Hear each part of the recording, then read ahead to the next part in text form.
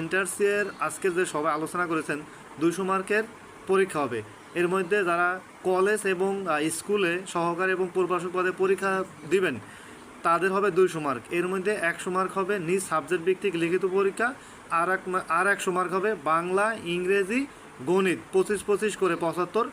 আর আগে ছিল সাধারণ জ্ঞান, এখন হবে বিজ্ঞান বিষয় 25, মোট 100। এখন এই 100 কি প্রিলি হবে না লিখিত হবে এটা এন্টারসিয়ার কর্তৃপক্ষ আজকে বলেনি। তবে আপনি লিখিত পরীক্ষার জন্য প্রস্তুতি নেন, যদি লিখিত নাও আসে প্রিলি দিতে আপনার সমস্যা হবে না। আর যারা প্রভাষক বা সহকারী মৌলভী পদে ফাজিল পাস করে পরীক্ষা দিবেন তাদের হবে 140 মার্ক লিখিত, আর 60 মার্ক হবে বাংলা, ইংরেজি, সাধারণ জ্ঞান 15-15 করে 45, আর 15 মার্ক হবে গণিত এবং বিজ্ঞান বিষয়ে, মোট হবে 60 মার্ক। এই 60 মার্ক কি পিলি না লিখিত এটা ক্লিয়ার করে বলেননি। তবে আপনি লিখিতের জন্য প্রস্তুতি নেন, যদি লিখিত নাও আসে আপনার পিলি পরীক্ষা দিতে সমস্যা হবে না। সব কিছু মিলিয়ে 200 মার্কের লিখিত পরীক্ষার জন্য এই প্রস্তুতি নেন।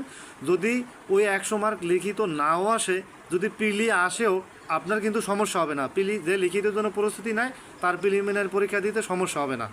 সব কিছু মিলিয়ে আরও চূড়ান্ত করে তারা বিজ্ঞপ্তি দিয়ে প্রকাশ করবেন, এটা আজকে সবাই চূড়ান্ত করছেন, কিন্তু এখনও তারা চূড়ান্ত আকারে প্রকাশ করেননি, যেটা বিজ্ঞপ্তির মাধ্যমে জানানো হবে। ধন্যবাদ।